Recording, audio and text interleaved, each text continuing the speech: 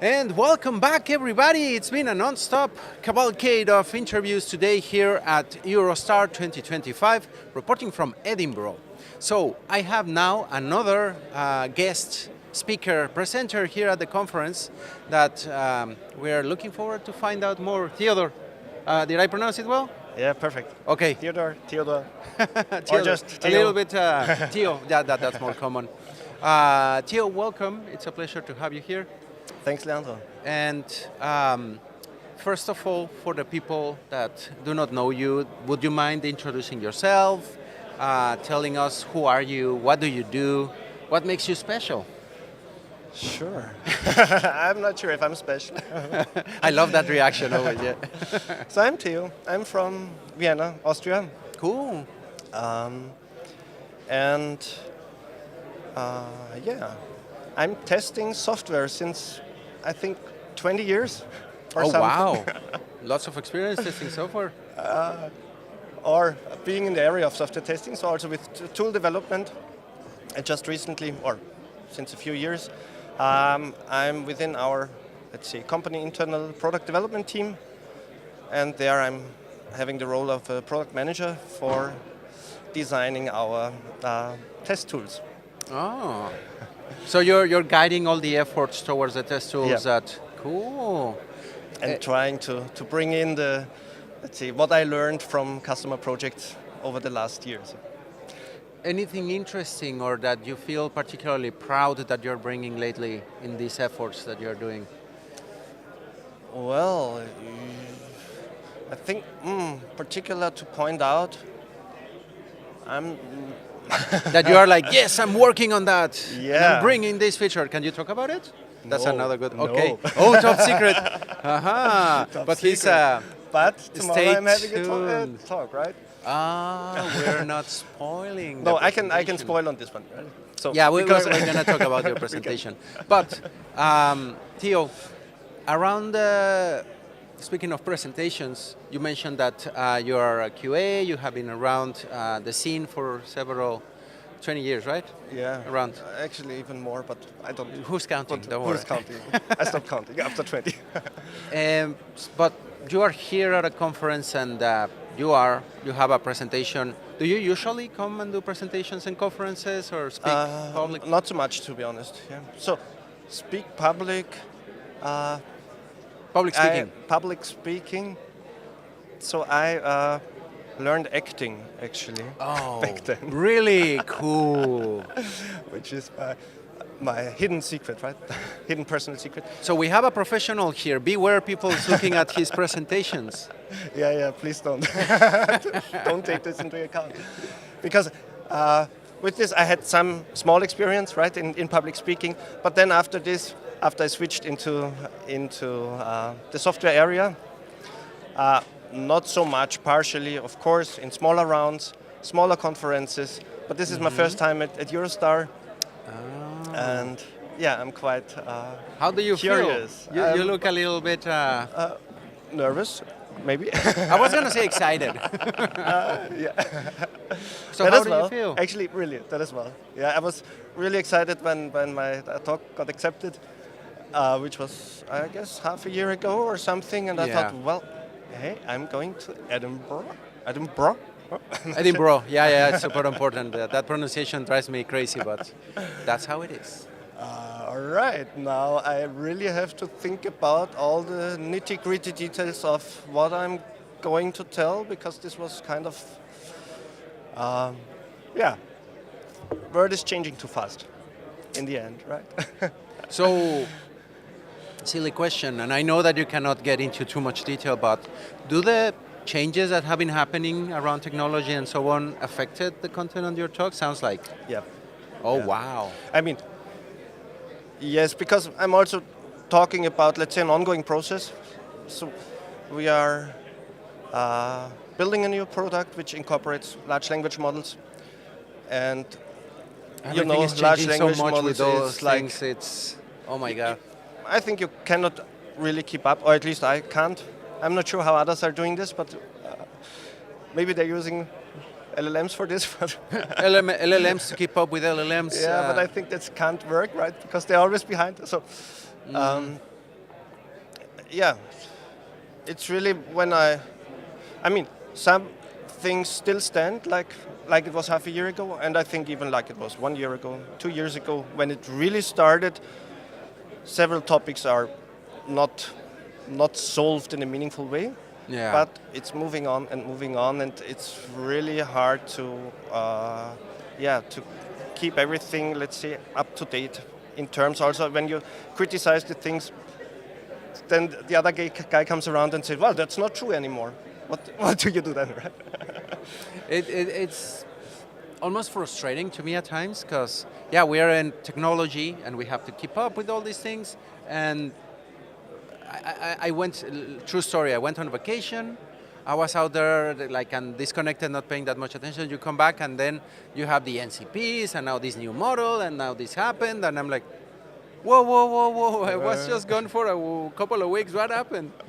And it is outstanding how fast things have been evolving lately. And I don't know, sounds like you are the one that really has to keep up with it, right? I should, but yeah. It's Yeah, should. I mean, that we are able to, I don't think that many people manage to. But we'll get a little bit deeper in a moment into the AI craze that is happening. Let's get into your talk. Can you give us a small spoiler? What is the title of your talk? Yeah, sure. So the title is Beyond the Wow. Beyond the Wow lessons in LLM-aided test case generation, if I remember correct. Interesting. Yeah, so it's about experiences in using large language models for test case generation, and what is actually the feedback from the users, from the customers, when we do workshops with them, when we just hand it over to them and say, okay, go ahead, try it out, because it's kind of a tool, an evolving tool.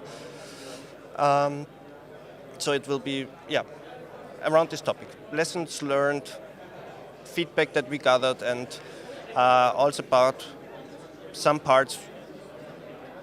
I mean, something might be repetitive to what I heard already today, because there are a lot of speakers covering the aspects of difficulties in utilizing large language models for creating something meaningful or something really sustainable or outstanding, I would say. And also hardened, right? Yeah. So that you have something that you can rely on.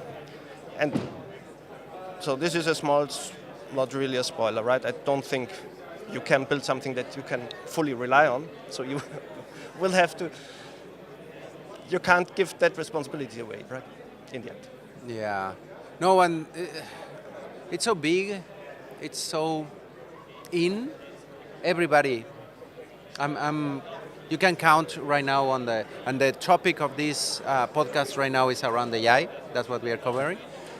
I think you can count with your hands how many talks have no AI involved, because everybody is covering it. And it's funny that you say like, yeah, what I'm presenting, this one is presenting, this one is presenting. Probably not exactly the same words, but a variation of the things. Because it feels to me like many organizations are doing the same thing, just like twisting it around, and the other one twisted the other way, and it's just connecting the LLM into some meaningful way and see what can you do, right? Exactly. And I think it makes sense to share these experiences, right? Yeah. Especially also the failures. I read this a while ago that this is not scientific work that I'm doing, right? Because we are trying to build in the end a commercial product. Or even a non-commercial product, but it's not. Let's see, we're not a university. You're building something for the world. Yeah. And I learned from scientific studies that it's a big problem that studies that fail to prove something are not that much made public. Yeah, right? Yeah. They are not mainstream. They're not mainstream. Don't get coverage. They don't get coverage, and and usually, you want to publish something that is working, right? Because you have the feeling, well, I'm moving on and everything is cool and great and funny and I'm successful. And but it would help to know more about the failures, because then maybe others could stop going into this direction, or they won't, right? You have to do your own mistakes anyhow. But it sounds a little bit, I don't know if you ever heard about this study where They were analyzing where the airplanes I think it was World War II, the airplanes were being hit Yeah. so that they could fortify, but there was no effect. The places where the airplanes got the shots, they were trying to cover it, and well, not a big benefit. And they discovered yeah, we are not analyzing the airplanes that did not survive. We cannot find those, we cannot work with that. And it sounds like those mistakes are not being analyzed, being checked, published, talked about. Are you going to be talking about any of those situations in your presentation? I guess so. Can you spoil one? Um, Something that we are missing around AI because no one is talking about that. no. Okay, we don't want to spoil the talk. Yeah, Just come tomorrow. That's a very good input. And so we'll leave your talk aside a little bit because now you got me really wanting to go and listen to your talk to see those secrets. It's gonna get interesting, sounds like. But Theo, AI and QA, right now, where do you see that the biggest impacts are happening? That we are going to experience more disruption effects, or probably not only disruption, like benefits? Yeah, so I think there's a big area of benefits and also of small benefits, right? So I think it will trickle in and make life easier even in small parts for QA, because on the other hand, I think for the essential topic of QA, it will not change so much, right? Because for me, the essential of the QA is, so you are maybe something like a line of defense against something going unprotected towards other humans in the end, right? The end user. The end user, yeah. So,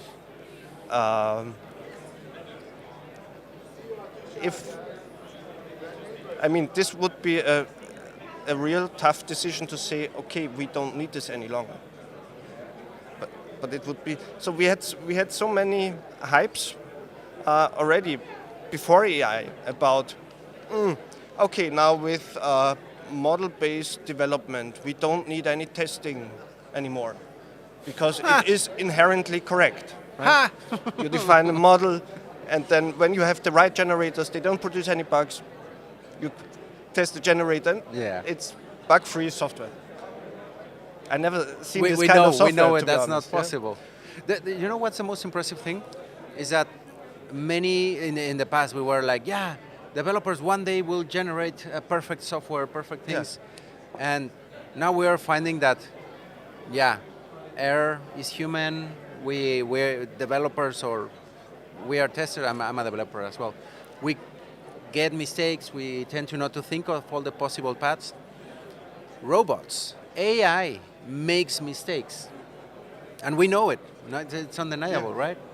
So we are going to have all these problems continuously, and you are saying it well. We are still going to be needed as testers. Definitely. More, I think. I also think more, yeah.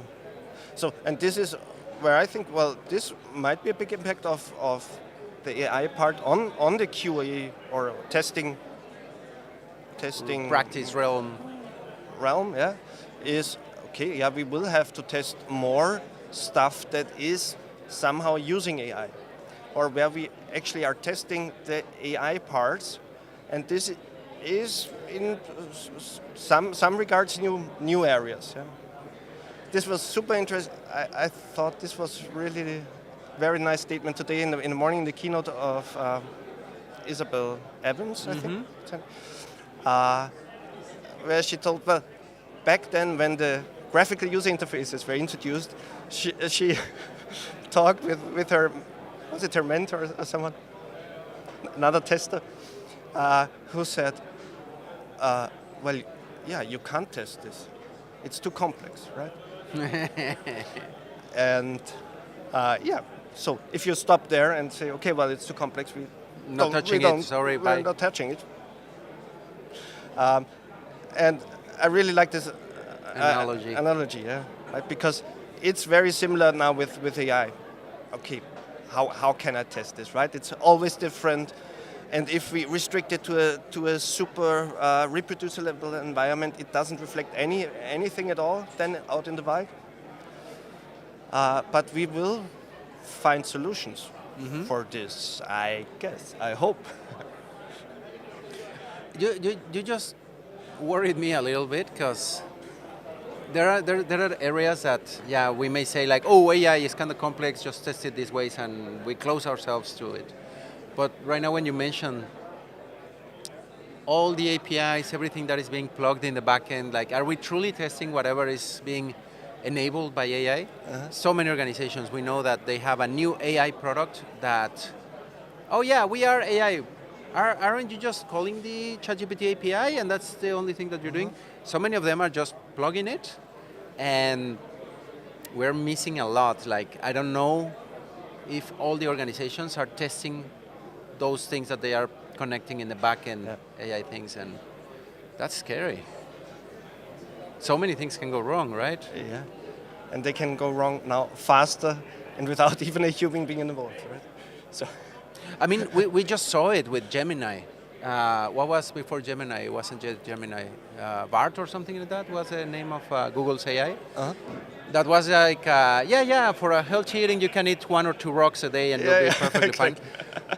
Why was no QA efforts through that, right? And we tend to think like, let's just push it, and something new, where dude, you gotta check what are the answers, what are the things, how is it being pondered. We as testers, I think, we need to come with new ways, right, to test AI in efficient ways, in efficient manners. Are you kind of generating some perspectives on how can we do the best AI testing? Test AI, not test with AI. We will get into test that. AI. So in our area, for my topic, it's a rather limited scope, I would say, where I say, okay, in this area, we came to some points where we say, okay, well, this is how we can maybe evaluate it. And in the end, it's, what I heard today 3 times now, right? You need the expert who, in the end, confirms. Truly knows what the Truly AI knows, who can really recognize whether this is not good stuff or something useful. But for these areas where you go around exploitation or about intrusion or about really challenging the model for potential misuse. This I'm not covering though. Okay, no worries. It sounds, but when you it's were super interesting. No, the to components. think about, but it's Because even nowadays, we testers need a subject matter expert. We cannot be experts on everything, so but we are the interfaces. The QA person is the one that brings the expert, has a system, and is filtering that interaction between those and validates that things are good, are communicating those elements.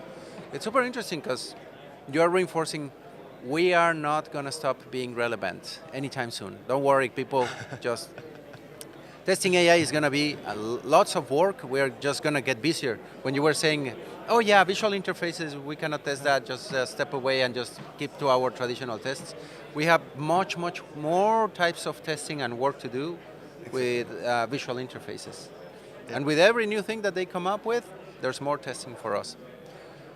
Last, just to wrap up a little bit, do you have any recommendations to the testers watching that you would say, if I gave you a big billboard, what words would you give them to make their lives better, recommend the experts? Make their lives better, make them experts. I mean, really important is get familiar. Don't shy away from it just because you really have to experience the problems yourself to tell maybe others, maybe the managers, maybe the business owners, maybe someone else who wants to drive for AI, that you have a grounded argument against it. Yeah. Yeah, you So- need to experience it. Make your own experiences, and of course, read about the experiences of others or talk with others. Come to conferences. Come to conferences, reach out to experts, and yeah, that's very interesting to learn truly how to ride the bicycle, and get experience on it. Even if you don't want to ride it in the end, right? We're gonna have to, because this thing is coming. But I mean, maybe one last thing. Bring And it, I'm not- bring it. Many. I'm not sure yet about this because so there is this trope, right? Okay, now Gen AI is taking over all the creative stuff. It's writing stories and it's creating pictures. And what does this mean for the artists? So I think, at least for writing, I mean, for the pictures, I definitely can see I totally lost interest in all of them. Yeah. This was 2 weeks, I think, about where it was funny when it first came up, and now to see it everywhere, I just Another one. I just really don't care, and I don't look for the hidden gems in it. Maybe The extra yeah? finger. Or The extra finger. I don't know. Yeah, it will get better. And what does better mean? I don't know. It doesn't tell me anything. So except for no, and also for, let's say, for stories. I tried it a bit. I mean, maybe I'm bad at prompting here the right thing, but it's not the same as anything written by human. Not And there yet. Yeah. Not there yet. So, but then the next question is, of course, yeah. What if it becomes indistinguishable?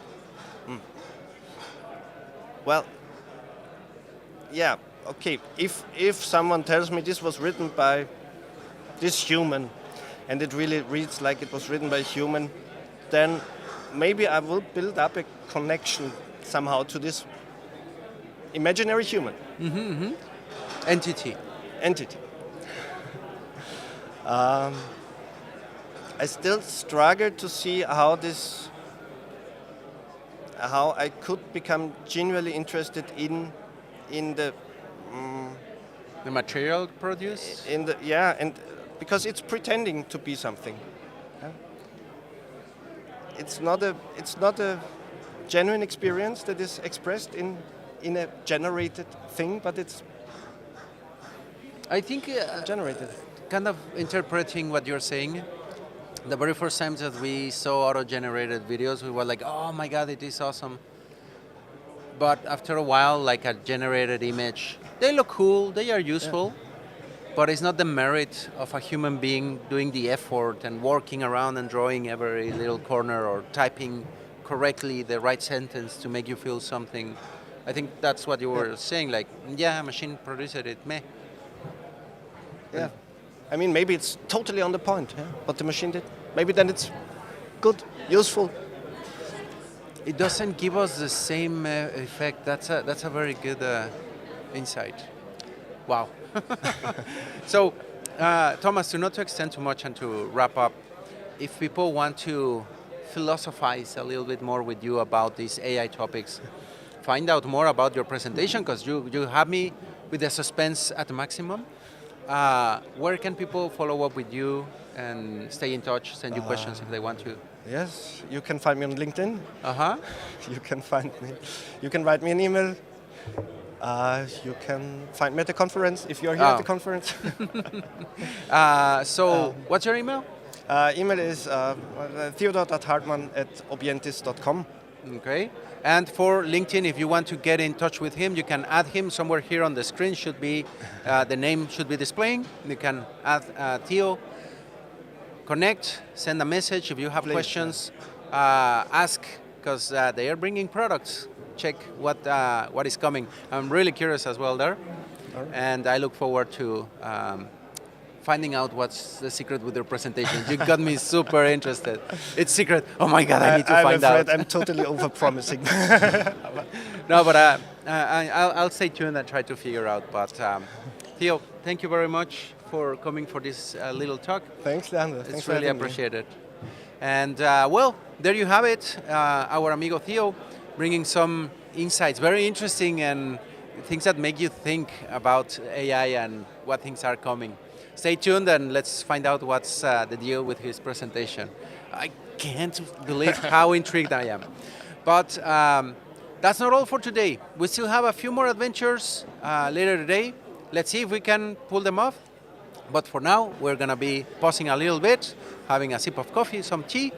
But this is still the first full conference day of Eurostar 2025, reporting from Edinburgh. Yeah, the right pronunciation. That was perfect. Okay, everybody.